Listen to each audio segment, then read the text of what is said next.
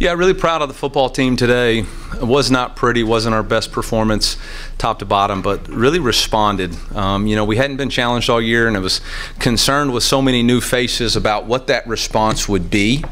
And today I think you saw a team that's committed to each other, a team that responds, a team that's never out of the fight. They took some of the things that we really talk about. We talk about the swing 8. You know, we end up winning the swing 8, 10-0 right there. We talk about forcing turnovers, obviously 2-0. And then we talk about, as an offense, you always want to finish the game with the ball in your hand. And today reminded me of the Middle Tennessee game last year, where, you know, if we give them the ball back, they've got all the momentum. We're not playing the way we need to on defense right there in that last instance. And Brady and Luther complete a big-time third down, and then Brady keeps that on the zone read at the end. So really proud of them for those things. Like I said, there's a lot of stuff to take off the tape. I mean, fourth down of the game, we're in zone. It's inexcusable for that ball to even be completed. You know, they fumble a ball, and we have everybody on the defense run up instead of staying in coverage. And then that last touchdown, it's cover 3. So, you know, I know Corey's disappointed. I thought he did a really good job stopping the run. But, you know, we found out a lot about our guys today on both sides of the ball. The penalties, those are on me. I mean, at the end of the day, those are on me. And they said they captured me getting on Luther pretty good about it. And that's the bottom line. That was selfish football, and it's got to get cleaned up. But sure glad he's on our team for 100-something yards.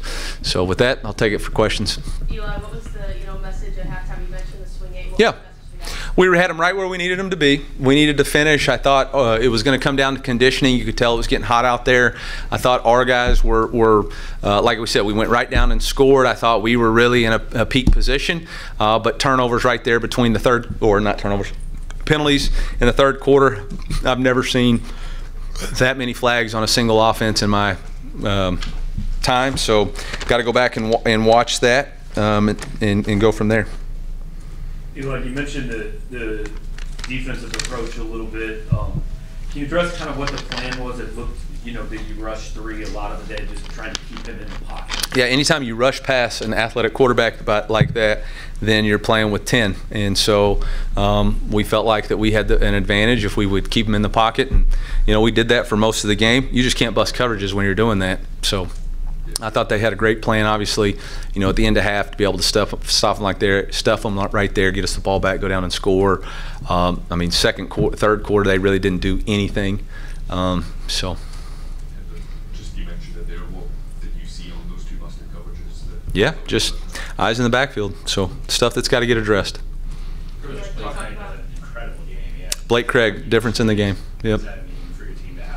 Yeah, I mean, I think there's a lot of questions about his field goals last week, and I said I wasn't really concerned about it because I know he's got the leg for him to hit that 57-yarder at the end of half. I think gave our team a lot of confidence going into the half, and he had an excellent game today. Coach, the rushing lanes for Nate and Marcus were pretty wide from the get-go. Talk about your offensive line at the point of attack today. Yeah, I think they did a really good job. Obviously, we got our outside zone working, and, you know, Nate and Marcus both do a really good job countering it. So yeah, I thought the offensive line, we weren't able to get up to the second level as effectively in the second half, and we weren't finishing our blocks in right there in the fourth quarter. But you know, again, did enough to win the game. Coach, you talk about wanting to see what the response would be from your team. At what point did you feel confident that it was the response you were looking for? You know, when they went down and scored, our offense went down and kicked a field goal. I felt like we were going to be fine moving the ball. It's just a continued, you know, missed execution here, and that stuff's going to have to. If we want to be the team we want to be, we got to take personal responsibility in that. So. How much did the game kind of shift in some ways on Trevez's interception? I think it shifted a whole lot. You know, we just kicked the field goal. Trevez gets the interception. Great return yardage. I'm not sure. I think it was a 3 or 4 play drive right there. I told everybody on the headsets that we were going to go for 2 when we scored the next possession because I just felt like we had fought so hard to get back in there. I wanted the game to be tied. So was really proud of Vez for setting us up, the offense for responding, and then the execution of the 2-point play. A lot of defenses are focused on him, and that's going to be increasing. But would you like to see Luther get more involved earlier in the game? Is that something that is a focus for you guys? I don't think he had a touch in the first. We got a lot of really good players, and the ball finds the players it's supposed to when they it's supposed to. If we were talking about the end of the first half, I would be concerned, but I'm not concerned. There's a couple of plays that were designed for him to be option A or B right there, and the quarterback, the other guy was open. So it is what it is. He has to maximize his opportunity, and he's got to stay disciplined in the third quarter. Coach, talk about your defense and how they did stopping the run. Yeah. Yeah, that was the key. We really felt like if we could stuff the run and contain the quarterback, that was the key to having success. And we really did that. We stuffed the run. We contained the quarterback after that first drive. I felt like we got into a rhythm of really compressing him in the pocket, and that was really the key for us. So. You mentioned the 2-point play. You go for 2 4th downs there on kind of that last drive. Is that just an approach of we're trying to end this, without them? Well, the approach right there was the ball was like at the 37, and there's no real statistical difference between being up 13 or 10. In fact, you could argue it's worse for you to be up 13 than 10 because they know that there's no longer a third down component. They got to go for it on 4th down, and so at that point, without really being able to flip the field, felt like at 4th and 4 that was a very makeable 4th down. Same thing on the 4th and 2. When we didn't get it on the 3rd and 4, and we actually lost 5 yards at that point, it was going to be better off to take the points. Well, the 2-point play, just curious what you saw, maybe quick timeout and how that play sort of developed. We lined up wrong. Yep, that's why we had to call timeout. We lined up wrong. Coach, talk about halftime adjustments. Was there an adjustment? Was there a mindset difference between the first and second quarter? Because it flipped quite a bit from the first and second quarter to get 14 points over half. Again, guys, it was the first time that we had to face some adversity, and I think everybody kind of had to settle into what that fist fight was going to be, and that's really what happened. We kind of settled into what the fist fight was going to be and what we were going to have to do in order to respond. I knew it was going to. Obviously, I thought we would start faster than that, but we didn't, and so that's the response.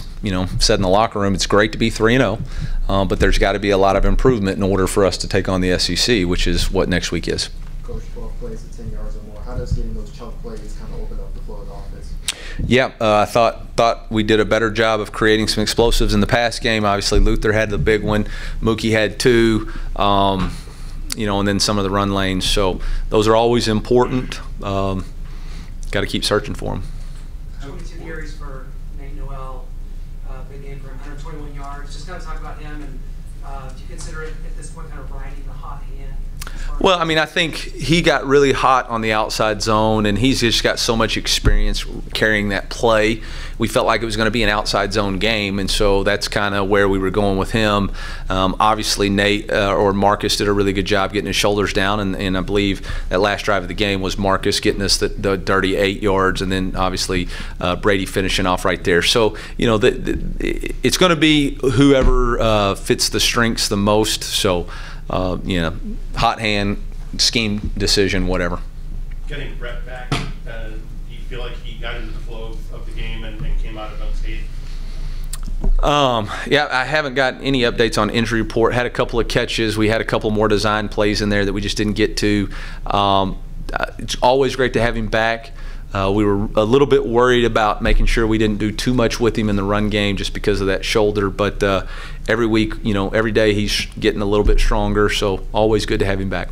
How important do you think that the timing of the Drayden Norwood pick was, especially after the last offensive series and what happened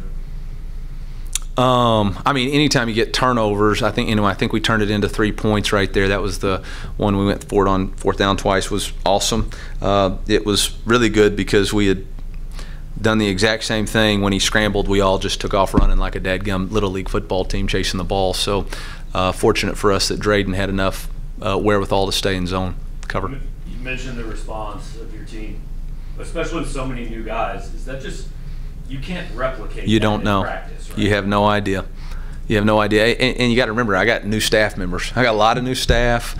I got a lot of new players. And so for us to have to face some adversity and then figure out who we are, who we can count on, what are you going to do when your back's against the wall and you're tired, I think was really important. And then, guys who fell short of the standard today, they got to look themselves in the eye, look themselves in the mirror and say, I'm going to pick myself up and figure out how to improve and not let this happen again.